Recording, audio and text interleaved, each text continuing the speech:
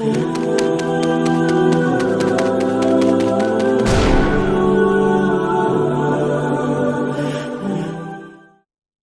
نبی کریم علیہ الصلوۃ والسلام کی صفائی کا، نفاست کا، حضور کے حسن کا، ظاہری حسن کا جو اللہ نے دیا تھا، اس کا حال یہ ہے کہ رب فرماتا ہے وَالضُّحَىٰ وَاللَّيْلِ إِذَا سَجَىٰ، محبوب تیرے چمکتے ہوئے چہرے کی بھی قسم ہو، اور جب اس کے گرد زلفیں چھا جاتی ہیں مجھے اس کی بھی قسم ہو۔ اور حضرت عبداللہ بن رواحہ نبی پاک کے صحابی ہیں، وہ فرماتے ہیں کہ حضور کوئی معجزہ نہ دکھاتے، نہ چاند توڑتے، نہ ڈوبا سورج موڑتے، نہ درختوں سے کلمہ پڑھواتے، کوئی معجزہ نہ دکھاتے، پھر بھی نبی پاک کا چہرہ اتنا خوبصورت تھا کہ لوگوں نے دیکھتے جانا تھا اور کلمہ پڑھتے جانا تھا۔ یہ حضور علیہ السلام کے ظاہری حسن کا حال تھا، لیکن اس کے باوجود اللہ کے محبوب آئینے کے سامنے کھڑے ہو کے کنگھی فرماتے تھے، تیل استعمال فرماتے تھے۔ اللہ کے محبوب علیہ السلام اپنے بالوں کے درمیان سے مانگ نکالتے تھے، آدھے بال ایک طرف ہوتے تھے، آدھے ایک طرف ہوتے تھے، اور صحابہ فرماتے ہیں کئی دفعہ حضور امامہ اتارتے تو ان بالوں کے بیچ جو خوشبو لگی ہوتی اس کا رنگ بھی ہم دیکھا کرتے۔ حضور صاف لباس پسند کرتے تھے۔ ایک شخص کو حضور نے دیکھا، اس نے میلے کچیلے کپڑے پہنے، تو حضور نے ٹھنڈی آہ بھری، فرمایا کاش یہ دھو کے کپڑے پہنتا۔ ایک شخص کو دیکھا بال بکھرے ہیں، کنگھی نہیں کی، تو حضور فرمانے لگے کاش یہ کنگھی کر لیتا۔ نفاست پسند آدمی پہ نا بوجھ بنتا ہے۔ جو آدمی، آپ کو پتہ ہے کہ امام شافعی تو فرماتے ہیں جمعے والے دن غسل کرنا واجب ہے، مت غسل نہ کرے تو جمعہ ہی نہیں ہوگا۔ اگرچہ ہمارے امام صاحب کے نزدیک سنت ہے۔ یہ سنت کب بنا؟ ایک دن نہ بہت سارے لوگ اپنے اپنے کام سے اٹھے مسجد میں آ گئے، مسجد نبوی میں۔ کوئی کسان تھا تو کھیت سے اٹھ کے آ گیا، کوئی مزدور تھا تو مزدوری سے اٹھ کے آ گیا۔ تو مسجد میں جب بہت سارے لوگ جمع ہوئے نا، تو بعض لوگوں کو دقت محسوس ہوئی، تو رسول کریم علیہ السلام نے فرمایا کتنا ہی اچھا ہو کہ تم جمعے والے دن نہا کے آیا کرو۔ بس وہ صحابہ کا مزاج ہمارے والا نہیں تھا کہ تفصیل بتائیں، حکمت بتائیں، ملے گا کیا، ثواب کتنا، نہ نہائیں تو گناہ، یہ کوئی نہیں۔ حضور نے کہا کہ نہا کے آؤ تو کتنا ہی اچھا ہے۔ پھر کسی صحابی نے کبھی بھی بغیر غسل کیے جمعہ ادا ہی نہیں کیا۔ کسی نے بغیر غسل کے کبھی جمعہ ادا ہی نہیں کیا نا۔ اسلام بڑا خوبصورت دین ہے۔ حضور نے فرمایا جو کچا پیاز کھائے وہ مسجد نہ آئے، پہلے مسواک کرے، دانت صاف کرے، پھر آئے۔ نبی پاک صلی اللہ علیہ وسلم نے فرمایا جو کچی مولی کھائے مسجد نہ آئے۔ مولی کھانا جائز ہے، پیاز کھانا جائز ہے، لیکن منہ سے بدبو آتی ہے۔ نبی پاک علیہ السلام کا ظاہری حسن کیا بات ہے۔ میلاد مبارکہ میں نبی پاک علیہ السلام کی جو چیز بڑی کھل کے واضح ہوتی ہے وہ رسول اللہ کا حسن و جمال ہے۔ آپ کی والدہ سیدہ طیبہ طاہرہ حضرت سیدہ آمنہ رضی اللہ تعالیٰ، اماں جی کہتی ہیں کہ میرے محبوب جب میرے بطن اقدس میں آئے تو جو تکالیف عورتوں کو ہوتی ہے مجھے ان میں سے کوئی تکلیف بھی نہیں ہوئی، اور اماں جی کہتی ہیں مجھے کبھی کوئی ثقل، کوئی بوجھ محسوس نہیں ہوا، اور فرماتی ہیں کہ جو ولادت کے وقت لوگوں کو، عورتوں کو تکلیف ہوتی ہے مجھے وہ بھی نہیں ہوئی، اور فرماتی ہیں کہ نبی کریم علیہ السلام پیدا ہوئے تو ہمیں حضور علیہ السلام کی ناف کو کاٹنا نہیں پڑا، ناف بریدہ پیدا ہوئے، ختنہ شدہ پیدا ہوئے۔ آپ کو پتہ ہے عورتیں غسل دیتی ہیں بچے کو پیدا ہونے کے بعد، لیکن میرے محبوب نے سجدہ ہی کر لیا پیدا ہوتے ہی، امتی امتی کہتے ہوئے پیدا ہوئے۔ حق نے فرمایا کہ بخشا الصلاۃ والسلام، اور پہلے سجدے پر روز ازل سے درود۔ میرے امام فاضل بریلوی کا جو انداز تکلم ہے نا، اس کی بھی حد ہی کوئی نہیں، کوئی حد ہی نہیں، کہاں تک ان کی محبت جاتی۔ کہنے لگے پہلے سجدے پہ روز ازل سے درود، یادگاری یہ امت پہ لاکھوں سلام، یادگاری یہ امت پہ لاکھوں سلام۔ بتائیے بغیر وضو کے، بغیر غسل کے سجدہ ہو جاتا ہے؟ تو حضور نے سجدہ کر کے بتایا کہ اللہ نے مجھے پاک صاف پیدا کیا ہے۔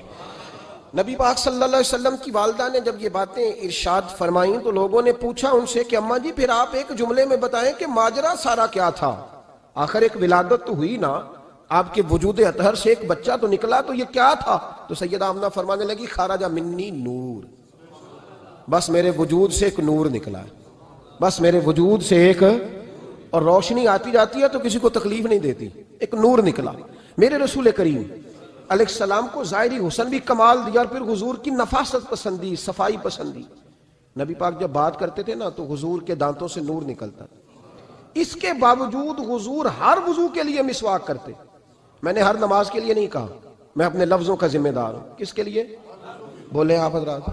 ہر وضو کے لیے، یعنی اگر نبی پاک نے وضو نماز کے لیے کیا تب بھی مسواک کی، اور اگر قرآن شریف کی تلاوت کے لیے کیا تو پھر بھی مسواک کی، کسی اور موقع کے لیے وضو فرمایا تو پھر بھی مسواک کی۔ اور سیدہ عائشہ فرماتی ہے جب بھی حضور گھر سے نکلنے لگتے پہلے مسواک فرماتے. حالانکہ رسول پاک کے دندان اقدس تو نور والے تھے، ضرورت ہی نہیں تھی. ہماری تعلیم کے لیے نفاست پسندی. ایک بات میں نے شروع کرنی ہے پر آپ نے ناراض نہیں ہونا، پہلے وعدہ کر لیں. جڑے نہیں بولے انہوں نے کی ارادہ ہے ہو جانا ہے. چلو ہو جائے، کوئی گل نہیں، خیر ہے، ہو جائیں آپ ناراض. نبی پاک نے بڑی مونچھیں نہیں پسند کی، حضور کو اچھی نہیں لگتی تھی. ایک بات پوچھتا ہوں آپ سے، یہ درد دل ہے میرا اور صرف سمجھانے کے لیے عرض کر رہا ہوں، کوئی تنقید نہیں. اللہ تعالیٰ مجھے نیت کا وضو عطا کرے. ایک بات بتانا، اگر بہو کھانا پکا کے لائے اور سالن سے بال نکل آئے تو پھر اس کا کیا حال ہوتا ہے؟ کئی تو بوڑھے پلیٹ اٹھا کے دیوار میں مارتے ہیں، ایسا ہی ہوتا ہے نا، یہ کیا ہے؟ اور اگر کبھی روٹی سے نکل آئے تو بیوی صاحبہ کا کیا حال ہوتا ہے؟ یہ کوئی طریقہ ہے کھانا پکانے کا؟ اور اللہ تعالیٰ معاف کرے، اگر کبھی ہوٹل میں چلے جائیں امیر لوگ 15,000 کا ڈنر کرنے، تو وہاں کسی سالن کی پلیٹ سے بال نکل آئے تو پھر تو پیسے کیا دینے ہیں، پھر تو ان کو اور جرمانہ ہو جاتا ہے. یہ تو سارے بال نکل آئے تو مشکل. اور ویسے بھی جو نفاست ہے نا طبیعت کی، اس پر بوجھ بنتا ہے. بال کھانے میں ہو آٹے میں ہو تو بوجھ بنتا ہے. تو بڑی مونچھوں والا دوست بھائی بزرگ جب پانی پیے گا تو بال پانی میں جائیں گے کہ نہیں جائیں گے؟ حکیم اور ڈاکٹر کہتے ہیں کہ کینسر کے مرض کا خطرہ ہے. اب باقی بھی راضی نہ ہو، حضور نے بڑی مونچھیں بھی پسند نہیں کی اور چھوٹی داڑھی بھی پسند نہیں کی. حضور نے فرمایا داڑیاں بڑھاؤ، مونچھوں کو پست کرو، مشرکین کی مخالفت کرو. اور ایک مقام پہ رسول پاک علیہ السلام نے یہاں تک فرمایا کہ جو مونچھیں پست نہیں کرتا وہ ہم میں سے ہے ہی نہیں. نے سخت لفظ. ایک صحابی تھے، آپ یقین کریں نا، کئی دفعہ دوستوں کو کہنا پڑتا ہے اور کئی دفعہ نا مجھے محسوس ہوتا ہے کہ یار ہم روز ہی کہتے ہیں، لیکن کہتے پتہ کیوں ہے کہ بوجھ بنتا ہے وہ بندہ جو اس طرح کی تباہ کے ساتھ آتا ہے، جو حضور نے پسند نہیں کیا. ایک شخص نبی پاک کے سامنے آیا، قاضی عبدالدائم دائم صاحب نے لکھا ہے، بڑی خوبصورت بات لکھی ہے. کہنے لگے حضور کے سامنے وہ اکثر آیا کرتا تھا تو مونچھیں بڑی تھیں، حالانکہ داڑھی بھی بڑی تھی، مونچھیں بھی بڑی تھی. 2-4 دفعہ حضور نے باتوں باتوں میں تاۃ اللفظ سمجھایا. کچھ بندے نہیں سمجھتے. تاۃ اللفظ سمجھاؤ یا بڑا کھول کھول کے سمجھاؤ پر بات سمجھنے کو تیار نہیں ہوتے. پتہ نہیں کیا ایسا حسن ہے بھئی، جو حسن نبی پاک نے پسند نہیں کیا وہ کبھی حسن ہو سکتا ہے، کبھی خوبصورتی ہو سکتی ہے. وہ کسی کا ذاتی کلچر تو ہو سکتا ہے پر دین کی تہذیب نہیں. نبی کریم علیہ السلام نے کئی دفعہ سمجھایا تو ان کی سمجھ میں بات نہ آئی. ایک دن وہ بیٹھے ہوئے تو حضور نے ایک صحابی سے فرمایا کینچی لاؤ. کہنے لگے میں سمجھ گیا کہ میرے ساتھ کچھ ہونے لگا ہے. ساتھ ہی حضور نے فرمایا ایک مسواک بھی لانا. کہنے لگے میں نے کہا بچت ہو گئی، میرے تو دانت صاف ہے. تو یہ شاید اس کی بات ہونے لگی ہے جس کے دانت بھی ٹھیک نہیں. دونوں چیزیں جب آ گئی نا تو حضور اٹھے اور نبی پاک نے مسواک ان کے ہونٹوں پہ رکھی. اسی سے آبی ہونٹوں کے اوپر مسواک رکھ کے تو اوپر سے حضور نے مونچھیں کاٹ دی. فرمایا یہ نہ ایسا کرو، یہ چیز مجھے پسند نہیں ہے. حضور نے نفاست پسندی کو. اب تو اللہ تعالیٰ خیر کرے ملانگا آ گئے مارکیٹ میں، ملانگ درویشی فقیری، ان کے پاس رش بھی زیادہ ہے، ان کے درباروں پہ بھی رش زیادہ ہے. ہاں جی، کہتے ہیں حضرت صاحب درویش آدمی ہے. بھئی روٹی تو پورے ٹائم پہ کھاتا ہے، مونچھیں کٹوانے میں ہی درویش ہو گیا ہے. نہ بال کٹواتا ہے نہ مونچھیں کٹواتا ہے. یہ گرو نانک کی تعلیمات ہیں، یہ نبی پاک کی تعلیم نہیں. وجود کا کوئی بال نہ کٹوانا یہ سکھوں کا طریقہ ہے. مسلمانوں کا یہ انداز، یہ کدھر کی فقیری ہے؟ دین کوئی غلاظتوں والا معاذ اللہ کہ بابا کپڑے نہیں بدلتا، بابا غسل نہیں کرتا، بابا بال نہیں کٹواتا. بابا ہے پاگل ہے. قطعی طور پر کوئی فقیری نہیں. فقیری صرف وہ ہے جو میرے نبی نے کیا ہے صلی اللہ تعالی. اس منبر پر بیٹھنا فقیری ہے چونکہ حضور ہر جمعے بیٹھا کرتے تھے. مصلی پہ نماز پڑھانا فقیری ہے چونکہ حضور ہر جمعے ہر 5 نمازوں کی حضور امامت فرماتے. دین کی تبلیغ کرنا فقیری ہے جو میرے نبی پاک کیا کرتے. خلاف پیغمبر کسے راہ گزیر، وہ فقیری نہیں، وہ تماش بھی نہیں ہے، لوٹنے کا طریقہ ہے، اس کے علاوہ کوئی سٹائل نہیں. فقیری صرف وہ ہے جو رستہ میرے رسول پاک نے ہمیں عطا فرمایا، اس سے ہٹ کر کوئی فقر نہیں. میری بات کی سمجھ آ گئی آپ حضرات کو؟ نبی پاک علیہ السلام صاف لباس، اچھے کپڑے، اجلا انداز. اچھا، جو بات جہاں میں لے کے جانا چاہ رہا ہوں اس کو سمجھیں. ایک آدمی ظاہری طور پر بڑا خوبصورت ہو پر کپڑے میلے کچیلے پہنے، وہ بھی بندہ اچھا نہیں لگتا. ظاہری بھی حسن ہو، کپڑے بھی اس کے صاف ہوں، لیکن بولے سخت، باتیں ترش کرے، تلخ جملے بولے تو اس کی بھی ساری پرسنالٹی ڈیمیج ہو جاتی، ختم. بڑا اچھا آدمی تھا، بڑا نورانی چہرہ تھا، بڑی خوبصورتی تھی، بڑا صاف ستھرا تھا، بڑا پاکیزہ تھا، کپڑے بھی بڑے خوشبو والے پہنے ہوئے تھے، بڑے صاف ستھرے لباس میں ملبوس تھا. لیکن جب اس نے بات شروع کی اور بزرگ تھا، سفید داڑھی تھی، معاذ اللہ تعالیٰ کسی بچے کو گالی دے دی، اچھا لگتا ہے؟ مجھے بتائیں اس کے پاس بیٹھنے کو دل چاہتا ہے؟ اس کی ساری پرسنالٹی جو ہوتی ہے وہ خراب ہو جاتی ہے. شخصیت کا جو ایک بھرم ہوتا ہے وہ ٹوٹ جاتا ہے. ایک روایت میری نظر سے گزری اور کیا ہی انداز ہے امام زرقانی نے لکھی. ایک صحابی ہیں حضرت ابو قرصافہ رضی اللہ تعالیٰ عنہ. حضرت ابو قرصافہ رضی اللہ تعالیٰ عنہ فرماتے ہیں میں چھوٹا تھا, میری اماں اور میری خالہ مجھے ساتھ لے گئیں. میں نے کہا کہاں جانا ہے؟ کہنے لگے آؤ نبی پاک کا کلمہ پڑھنے جانا ہے.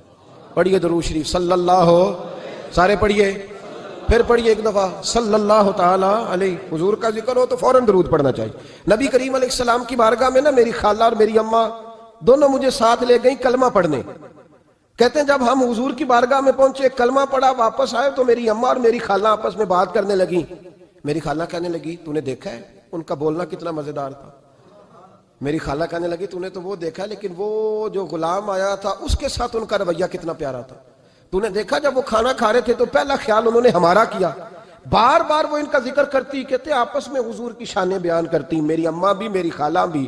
بالآخر بات لمبی ہو گئی تو میری اماں بولی, کہنے لگی بس کر, ہم کتنی عظمتیں بیان کریں گے, مجھے تو 3 باتیں سمجھ میں آئی ہیں. کتنی؟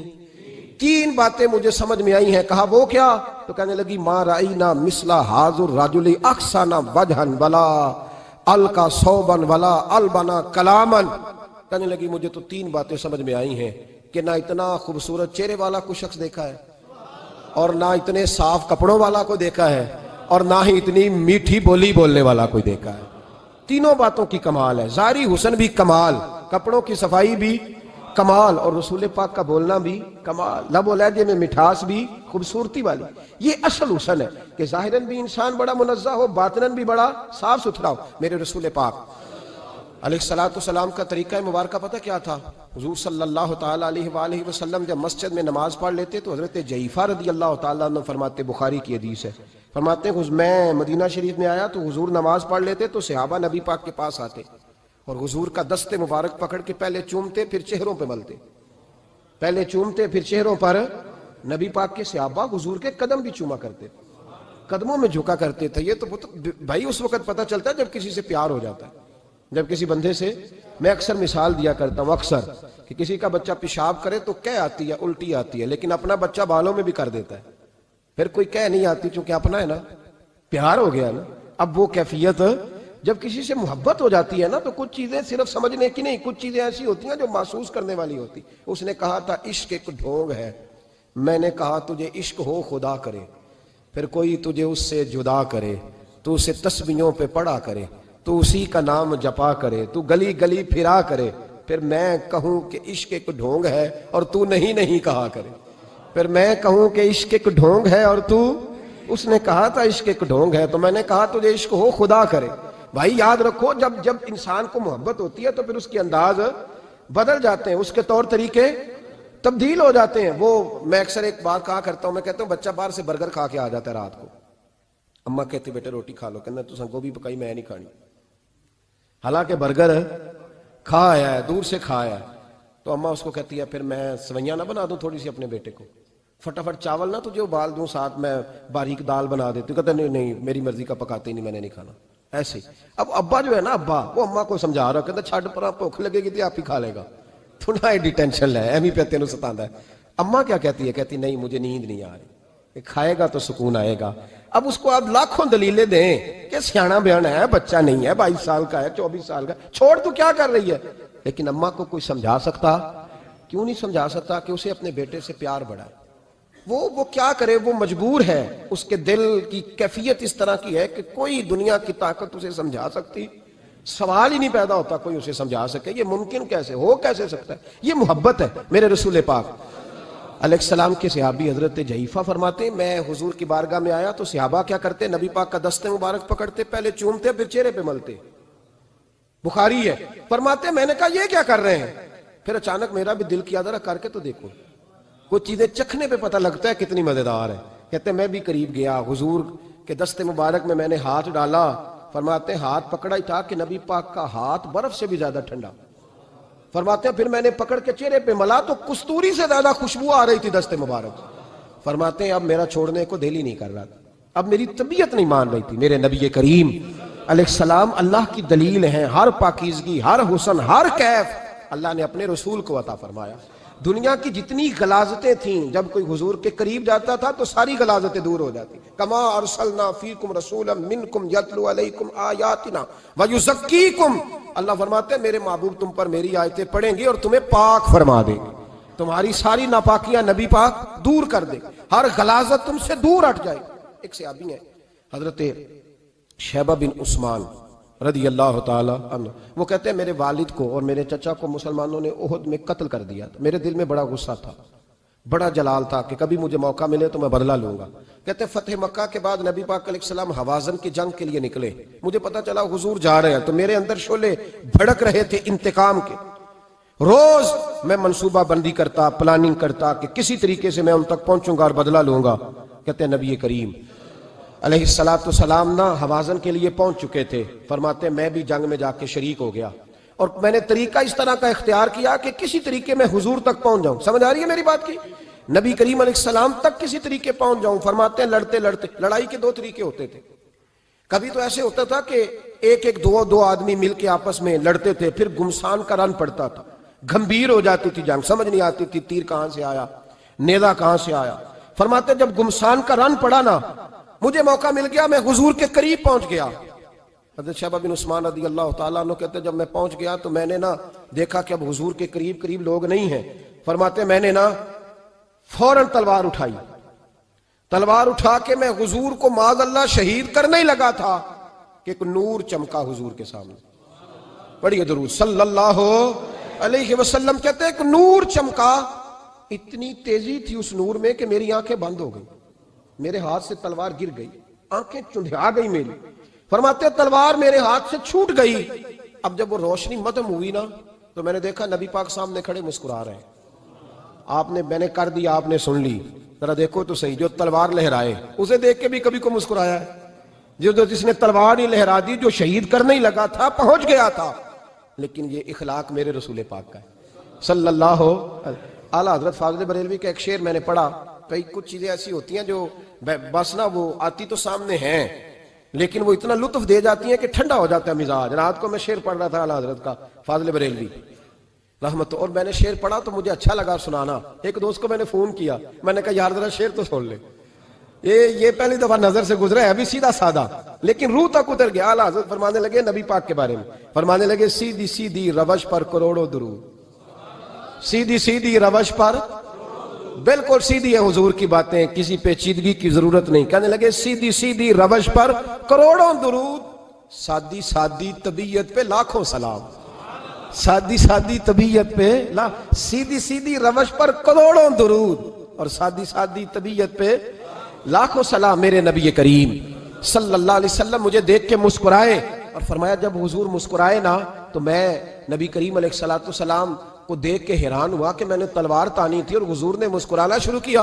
فرماتے اب حضور نے مجھے بلایا, آواز کے ساتھ نہیں بلایا, حضور نے اشارہ کیا یوں کر کے, فرمایا ادھر آؤ نا. فرماتے مجھے اب یہ بھی سمجھ نہیں آئی کہ کس نے مجھے اٹھا کے حضور کے قریب کر دیا.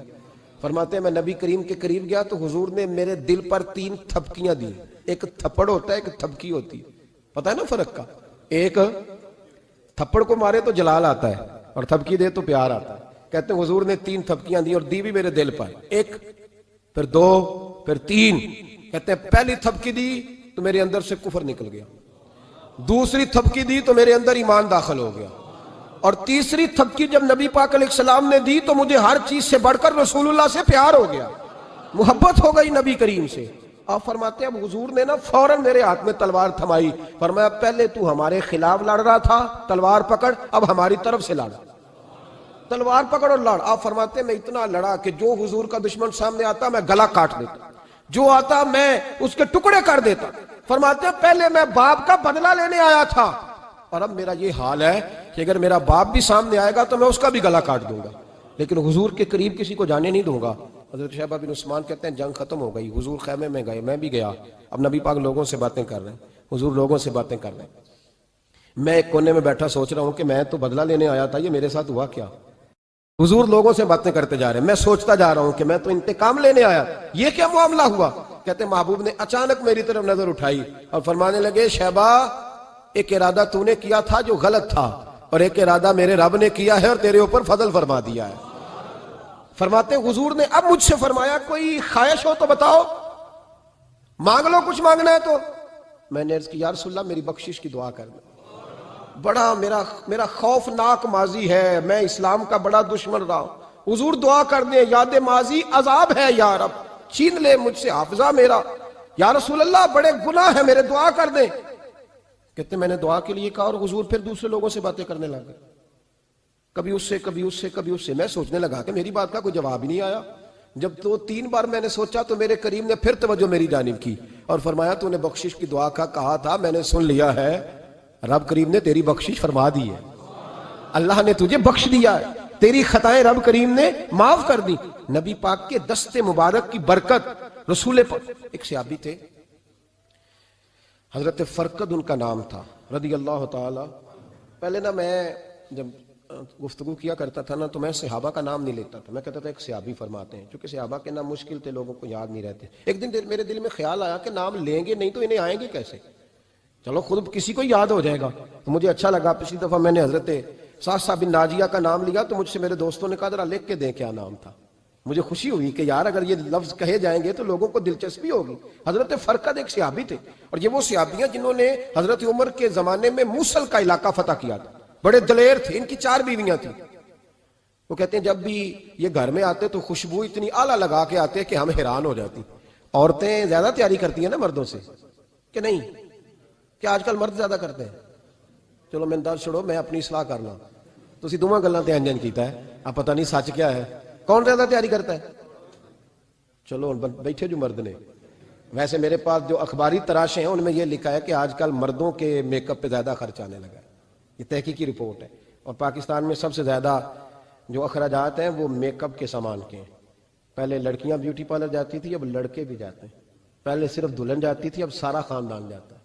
اللہ تعالیٰ معاف کرے۔ اس کے باوجود بڑی غربت ہے ملک میں، پریشانی بھی بڑی ہے، اس کے علاوہ ہمیں غریبوں کا درد ہے، اس کے باوجود ہم لوگوں کی مدد کرنا چاہتے ہیں۔ پتہ نہیں کیا ترجمہ کیا ہم نے غریب پروری کا، کیا معنی بنایا، اللہ ہی بہتر جانتا ہے کہ وہ چیزیں جن کی بالکل حاجت نہیں، بالکل ضرورت نہیں، ان پر لاکھوں لٹا کے کہتے ہیں وہ دیکھو بیچارے کو روٹی نہیں مل رہی۔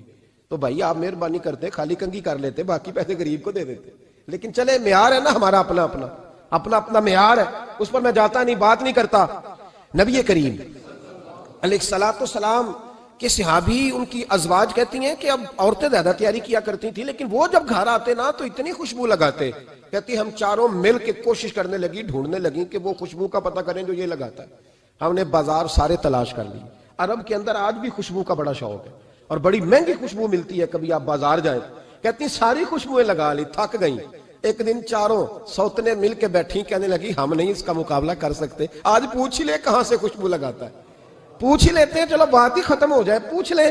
یہ ہم جتنی مرضی اعلیٰ لگائیں، جب یہ آ جاتا ہے نا، کچھ لوگ میرے محفل ہوتے ہیں، جہاں آ جاتے ہیں وہاں چھا جاتے ہیں، تو یہ جب آتے ہیں تو چھا ہی جاتے ہیں۔ کیا کریں، اس طرح کا میرے محفل ہے، کیا کریں اس کا؟ فرمانے لگی ایک دن چاروں سوتنوں نے مل کے ان کو بٹھا لیا، کہنے لگی بتاؤ تو صحیح خوشبو کون سی لگاتے ہو؟ کہنے لگے کوئی بھی نہیں، کبھی لگائی نہیں، آج تک نہیں لگائی۔ تو کہتے ہیں بیویاں کہنے لگی صحابہ تو غلط بیانی نہیں کرتے، پر آپ کیا بات کر رہے ہیں، یہ کیسے ہو سکتا ہے کہ آپ آتے ہیں تو ہم حیران ہو جاتی ہیں۔ فرمانے لگے جس دن کی تم لگی ہوئی ہو نا میری خوشبو کا مقابلہ کر دے، مجھے پہلے دن کا پتا ہے۔ تو میں نے کہا چلو زور لگا ہی لیں، دیکھ ہی لیتے ہیں کہاں تک بات جاتی ہے تمہارے پاس جتنا زور لگا لو۔ بہرحال میں اللہ کی قسم اٹھا کے کہتا ہوں کبھی نہیں لگائی۔ تو بیویاں کہنے لگی پھر بتا تو صحیح، تو ایک دلیر آدمی ہے، اور جو دلیر لوگ ہوتے ہیں وہ خوشبوؤں کے اور کپڑوں کے اور ان چیزوں میں زیادہ وقت نہیں لگاتے، ان کے تو مشن اور طرح کے ہوتے ہیں۔ آپ تو مجاہد قسم کے آدمی ہیں، پر ہر وقت خوشبو آتی ہے۔ تو حضرت فرقد رو پڑے، کہنے لگے بیمار ہو گیا تھا، لاچار ہو گیا تھا، حکیموں طبیبوں نے انکار کر دیا، وجود پر میرے آبلے نکل آئے، پھنسیاں بن گئی، ان میں پیپ بھر گئی، بیٹھ نہیں سکتا تھا، اٹھ نہیں سکتا تھا۔ جب تھک گیا نا تو دروازہ رسول پہ چلا گیا، جب تھک گیا طبیبوں کا تھکایا ستایا حضور کی بارگاہ میں، کہا محبوبہ دیکھے تو صحیح میرا کیا حال ہے۔ حضور ذرا دیکھ کے، چل نہیں سکتا، سو نہیں سکتا، بیٹھ نہیں سکتا، تیرے علاوہ غم کسے بتاؤں؟ کہتے ہیں حضور نے فرمایا 70 ڈھانپ لے، باقی سارے کپڑے اتار دے۔ 70 ڈھانپ لے، کہتے ہیں ٹخنوں سے لے کر ناف تک میں نے 70 ڈھانپ لی، باقی سارے کپڑے اتارے.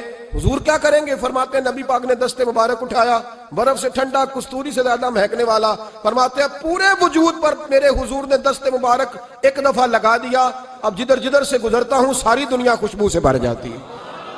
یہ نبی پاک کا دیا ہوا نور ہے, یہ حضور کی عطا کردہ شفا ہے, یہ رسول پاک کے حسن کی خیرات ہے. ایک شاعر نے ایک فقرہ کا کمال کر دی, کہنے لگا ظلمت کو ان کے نور نے کافور کر دیا, جس پر پڑی نظر اسے بھی نور کر دیا. رسول پاک علیہ السلام کے دست خیر میں وہ برکات تھی. حسن کی دو قسمیں ہوتی ہیں, ایک حسن ہوتا ہے ملمہ سازی والا, بیوٹی پارلر والا, ایک حسن ہوتا ہے باطن کا. بچے پتہ کیوں خوبصورت ہوتے ہیں؟ اس پر علماء مناطقہ نے بحث کی ہے, محدثین نے لکھا ہے. بچہ گدھے کا بھی ہو تو پیارا لگتا ہے, چھوٹا بچہ اگر اس کا رنگ بہت گورا نہ بھی ہونا, صرف چھوٹا ہو, وہ پیارا لگتا ہے, اس میں ایک جاذبیت ہوتی ہے. اس پر ہمارے مفسرین نے, محدثین نے, علماء مناطقہ نے ایک بحث کی ہے. وہ کہتے ہیں اصل بات یہ ہے کہ بچے جھوٹ نہیں بولتے, بددیانتی نہیں کرتے, دھوکہ نہیں کرتے. یہ جو اندر کی عیاریاں ہوتی ہیں نا, چہرہ بھی خطرناک کر دیتی ہیں. اور جب اندر حسن ہوتا ہے تو باہر بھی حسن ہی ہوتا ہے. بچے میں کوئی مکاری عیاری نہیں ہوتی, فساد نہیں ہوتا, نیت میں فطور نہیں ہوتا, کسی کو لوٹنے کا ارادہ نہیں, کسی کو شیشے میں اتارنے کا پروگرام نہیں بتاتا. بچہ چرب زبان نہیں ہوتا, اس کو طریقہ نہیں ہوتا, وہ لوگوں کو قائل کرنے کے ہر وقت دوڑتا نہیں, الٹی سیدھی گیمیں نہیں چلاتا.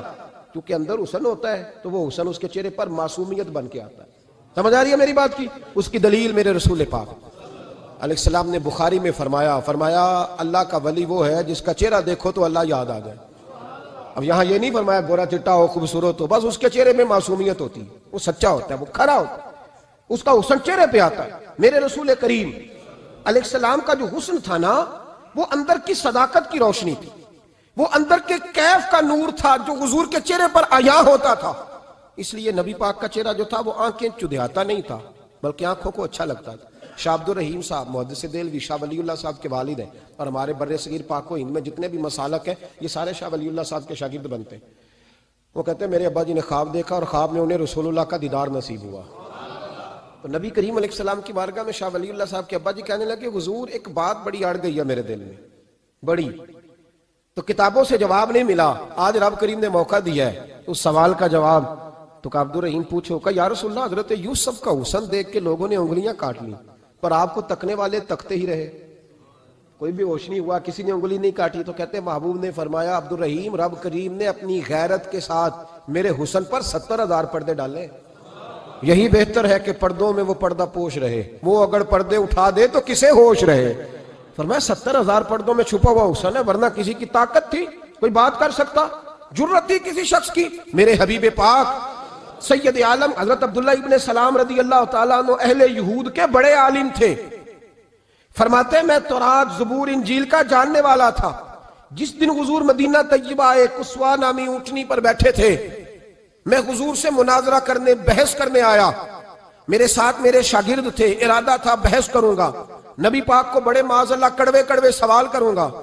کہتے ہیں حضور بیٹھے تھے قصوہ نامی اونٹنی پہ اور گردن مبارک جھکی ہوئی, ہونٹوں پر حضور کے زیر لب ہلکی سی مسکراہٹ تھی.